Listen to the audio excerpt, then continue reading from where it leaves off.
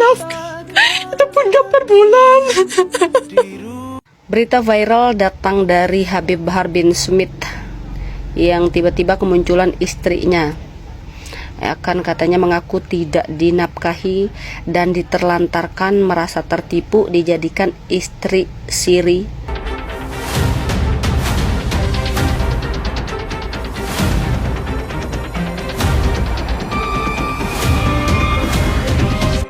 Kok kamu mau menikah cuma dengan surat seperti ini? Aku pikir kita dibutakan. Izin stitch dok, Dr. Richard, mengenai itu ya, siapa namanya, Smith Bahar ya, Habib. Gue sih terus terang nggak habis pikir ya, kok bisa gitu ya. Gue sih nggak menghakimi ya. Maksud gue gini ya, kok bisa zaman hari ini gitu ya, seorang wanita masih bisa dibohongin gitu ya kan. Mestinya dengan era teknologi yang canggih, tentunya wanita ini kan juga bersosialisasi di media sosial, harusnya sih kelihatan masih muda gitu kan. Kok masih iya gitu loh, masih bisa dibohonginnya. Ini kan kita diduganya kan pasti dibohongin dong. Mana ada sih orang menikah hanya dengan secari kertas dengan meterai gitu loh. Hukum Indonesia kan tidak seperti itu gitu loh. Kalau memang benar-benar mau menikah ya KUA gitu loh. Ya kan, dan sampai tadi pengakuannya nggak dikasih makan, 3 hari belum makan gitu loh. Itu kalau betul ya, aku nggak bisa habis pikir sih ya, kok tega ya. Ada seorang laki-laki, ini oknum ya, seorang laki-laki yang memperlakukan, terlepas dia itu istrinya atau bukan, yang tidak sah, tapi kan dalam keadaan dia sudah mengambil dari orang tuanya, mestinya kan itu sebuah tanggung jawab dari seorang laki-laki gitu loh.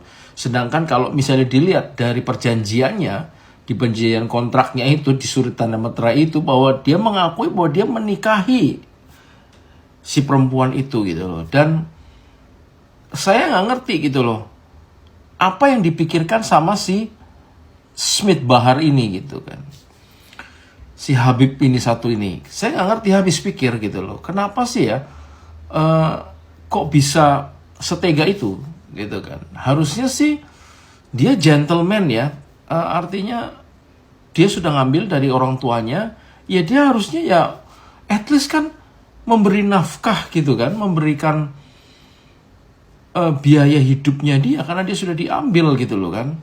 Saya nggak ngerti lagi gitu loh. Dan yang parahnya lagi ya, kok iya, saya nggak ngerti apakah motivasinya di belakang ini apa orang tuanya gitu ya kan. Kok ya setuju gitu ya menikah secara itu gitu kan, nggak ngerti juga gitu kan. Aku nggak ngerti sih kok bisa sampai segitunya gitu kan.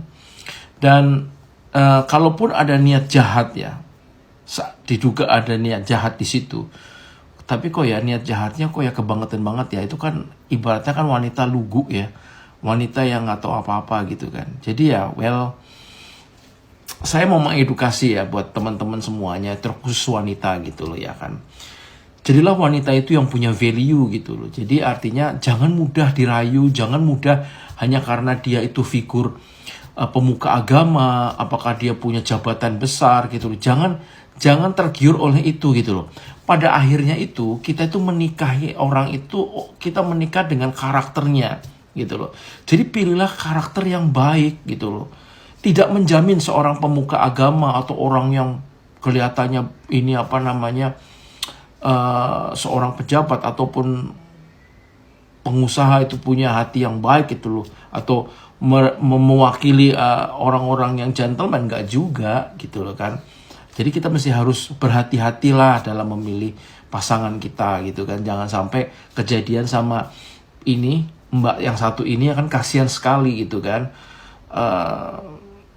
Saya nggak bisa ngomong apa-apa lagi sih. Kalau misalnya saya jadi keluarganya ya saya akan menuntut pasti ya dengan keadaan seperti ini. Oke guys, gitu aja. Dan tetap semangat dan selalu berpikir yang cerdas. Thank you guys. Gak pernah dikasih nafkah, itu pun gak per bulan. Berita viral datang dari Habib Bahar bin Smith yang tiba-tiba kemunculan istrinya. Akan katanya mengaku tidak dinafkahi dan diterlantarkan, merasa tertipu dijadikan istri siri. yang tadinya si Bahar sudah bercerai sama istrinya katanya, dan kembali lagi.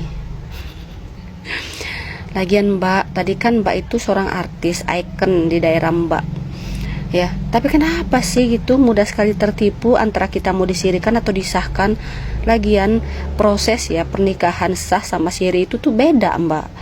Dari awal kan kita sudah ada perencanaan, ngomong-ngomong dulu, oh kita ini bakal begini, bakal begitu, bakal begini, bakal begitu. Tapi kalau Mbak yang sudah tahu dari awal kalau Mbak itu mau disirihkan karena ada istri yang lain, itu konsekuensi Mbak, ya. Jadi jangan banyak ngeluh. Jadi istrinya Habib itu harus sabar karena suami Mbak itu milik umat, itu kata istri pertamanya. Jadi beliau itu sibuk, ya. Mbak itu pengen didampingi terus menerus katanya, dan Mbak keberatan ketika Mbak melahirkan anak tidak didampingi suami. Itu manja Mbak kalau menjadi istrinya Habib. Sementara istri pertamanya saja udah 3 anak itu nggak pernah didampingi katanya Mbak, ya. Menjadi istri Habib itu tuh harus bisa mandiri karena suami-suami atau Habib, Ustadz atau orang-orang yang pendakwa ini tuh jarang ada di rumah mereka Mbak. Mereka menghabiskan waktu itu di tengah umat, memberi ceramah gitu. Kalau nggak salah sih seperti itu. Jarang ada di rumah mereka itu, bahkan jarang ketemu sama istrinya. Tetapi istrinya itu tuh harus menjadi orang yang kuat, mandiri, ya. Karena tidak mungkin bisa digandeng terus kecuali suaminya nggak laku, nggak dipanggil ke daerah itu, daerah ono. Dan di perjalanan pun biasanya nggak sejam 2 jam, sehari 2 hari biasanya mereka tempuh, ya. Walaupun seandainya gitu kan, misalnya nih si Habib Bahar nih janji nih bakal ke tempat kamu terus nggak datang, ya kita kan nggak tahu entahkah dia sakit atau enggak gitu. Dalam perjanjian itu seharusnya kita harus mikirnya lebih luas lagi.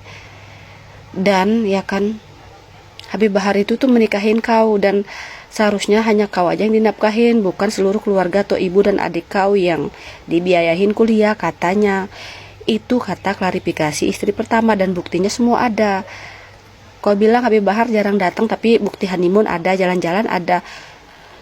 Mbak, mereka itu tuh kalau jadi istri pendakwa itu tuh nggak usah pengen banyak berlibur ke sana, berlibur ke sini, ya. Terus nggak usah sedikit-dikit mau nempel sama suami. Apalagi kita sudah punya anak kan nggak mungkin. Kita mah di rumah aja, biarkan suami yang mendakwa. Nah, gitu loh Mbak, harus sabar gitu. Semakin Mbak klarifikasi, Mbaknya kelihatan makin bodoh. Karena netizen di kolom komentar itu sepertinya menyalahkan Mbak semua. Katanya, siapa suruh mau jadi istri siri? Semakin klarifikasi semakin bodoh, karena dia ini terlihat bodoh. Masa nggak tahu akan dijadikan sah atau siri gitu loh, ya. Aduh. Helwa dan juga ibunya terpaksa makan nasi disiram teh manis. Dia memang hancurkan hidup kami. Kami sempat makan nasi pakai teh manis. Buset. Karena nggak ada apa-apa lagi. Gak ada apa-apa. Hanya kita minta duit, dia nggak pernah balas WA. Helwa kan foto. Helwa kan foto kulkas sama tempat beras itu bilang sudah habis. Makanan di sini sudah habis. Kulkas tuh dan nggak ada bahan makanan. Terus tunggu belum ada. Puasa nih loh dokter. Tunggu nggak ada. Maka bilang kita kan di kampung biasa makan nasi siram teh. Jadi kita sudah biasa hidup susah. Aku bilang ya lo makan aja nasi siram teh. Ya mama nggak apa-apa. Makan nasi siram teh. Aku kirim foto ke dia bilang aku di sini 3 hari belum makan. Bagaimana dengan anaknya di dalam? Itu yang aku heran, seorang Habib kok jadi ini. Masa sampai makan nasi disiram teh manis? Yang bener aja. Oke, jadi di video itu ibu dari Helwah ini mengaku kalau mereka terpaksa memakan nasi yang disiram teh manis nih. Karena udah nggak ada uang dan juga bahan makanan yang lain nih. Kejadian ini tuh diklaim terjadi saat Helwa tengah hamil dan juga membutuhkan gizi yang baik nih. Helwa juga mengklaim bahwa dia mengirimkan foto kulkas yang isinya kosong dan juga tempat beras yang habis. Namun diklaim katanya tidak ditanggapi dengan serius nih. Klaim ini tuh berbanding terbalik dengan citra suami yang diklaim sebagai sosok yang romantis sebelum menikah. Secara etika, kejadian ini tuh memicu pertanyaan tentang tanggung jawab finansial suami terhadap istri siri yang sedang mengandung. Helwa juga mengklaim kondisi finansial mereka itu sangat sulit waktu itu, bahkan untuk membeli kebutuhan dasar. Pengakuan ini menjadi bukti kuat dari pihak Helwa yang membantah klaim dari istri sahnya. Yang terkait ada bukti transfer untuk nafkah nih. Nah, kini publik menilai serius nih. Apakah seorang figur publik bisa diklaim menelantarkan keluarga hingga mengalami kondisi pangan yang memperhatikan? Coba, kalau menurut kalian sendiri gimana? Kalau seandainya kalian seorang suami, apakah Anda rela istri Anda makan nasi hanya dengan teh manis saat hamil? Coba tulis pendapat kalian di kolom komentar dan jangan lupa follow akun ini. Kalau kalian pengen tahu mendalam tentang kasus ini, cek berita kompilasi berita viral di channel YouTube Swan ID yang ada di bio akun ini. Kata Habib Bahar, adil itu tidak harus 50-50. Oke, saya mau bacain chat ini. Ini ada chat. Rum itu saya. Aku. Rum cuma minta sayang harus adil bagi waktu sayang. betul. Kamu bilang ya. Jadi dia balas, adil itu nggak harus 3 hari 3 hari. Betul. Adil itu nggak harus 50-50. Adil itu menempatkan sesuatu pada tempatnya. Di sini Bener sih. kamu ada 4 anak santri pondok-pondok. Santri pondok. Pasti waktu kamu Lebih banyak. lebih di sini itu namanya adil. Kalau kamu sayang ada anak 6, maka kamu akan lebih banyak waktu di sana. Ya nggak ada yang salah sih ya dengan penjelasan adil itu nggak tentang 50-50 aja gitu. Oke, jadi Helwa ini menunjukkan tangkapan layar percakapan saat ia meminta suaminya untuk adil dalam membagi waktu nih. Nah, suaminya ini atau Habib Bahar ini itu menjawab dan membalas dengan kalimat yang kontroversi nih. Katanya adil itu nggak harus 3 hari 3 hari. Adil itu nggak harus 50-50.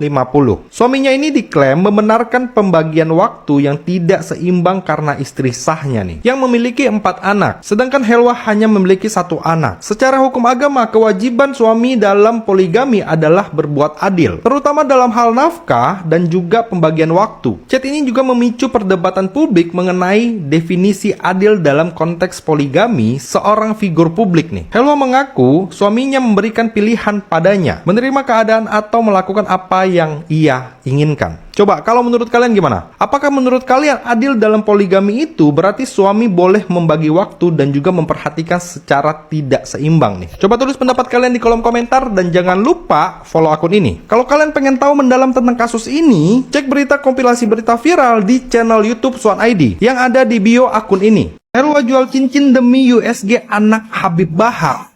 Kamu udah berusaha kontak dia atau komunikasi dengan beliau? Berusaha. Apa yang dia kasih penjelasan dengan kamu? Dia cuma alasannya sakit, nggak pegang HP, sibuk ngurusin umatnya. Itu aja. Sampai mau ngomong pun aku juga lelah. Soalnya ngomong sama dia kayak percuma aja gitu. Dia cuma mempermainkan aku. Begitupun aku hamil, dia nggak pernah datang. Mau Nggak pergi pernah USG, datang. nggak punya duit. Kita jual cincin abah aku. Jual cincin Cincin yang dikasih sama abah aku jual buat USG anak aku. buat USG doang. Oke. Berarti dokter. Tapi sebulan sekali dia datang. Untuk apa dia datang kalau kita sebulan sekali? Datang cuma mau berhubungan aja. Oh, dia datang cuma... Cuma mau gitu-gitu aja. Gimana ya ini ya? Ini sampai jual cincin buat USG doang ini. Oke, jadi Helwa ini mengaku kalau harus menjual cincin peninggalan ayahnya demi biaya pemeriksaan USG nih. Hal ini tuh diklaim dilakukan karena suami jarang datang dan juga sulit dihubungi, serta diklaim tidak memberikan biaya untuk pemeriksaan rutin kehamilannya. Suami hanya diklaim menemani Helwa ke dokter sebanyak 2 kali selama kehamilannya. Menurut Helwa, suami mengatakan bahwa ia tidak pernah membawa istri-istri lain ke dokter juga. Namun Helwan menuntut suami harus bertanggung jawab atas anak mereka nih. Secara moral, kewajiban seorang suami adalah memastikan kesehatan istri dan juga janinnya. Apalagi apalagi seorang figur publik yang diklaim berkecukupan ini. Ibu Helwa juga mengaku menjual cincin yang sama untuk kedua kalinya saat umur kandungannya itu 8 bulan nih. Publik akhirnya menyoroti mengapa figur publik yang memiliki pengikut yang banyak diklaim tidak mampu menanggung biaya USG anaknya sendiri nih. Coba kalau menurut kalian sendiri gimana? Kalau kalian punya suami tidak memberikan biaya untuk USG dan juga pemeriksaan kehamilan, tindakan apa yang kalian akan ambil? Coba tulis pendapat kalian di kolom komentar dan jangan lupa follow akun ini. Kalau kalian pengen tahu mendalam tentang kasus ini, cek berita kompilasi berita viral di channel YouTube Swan ID yang ada di bio akun ini.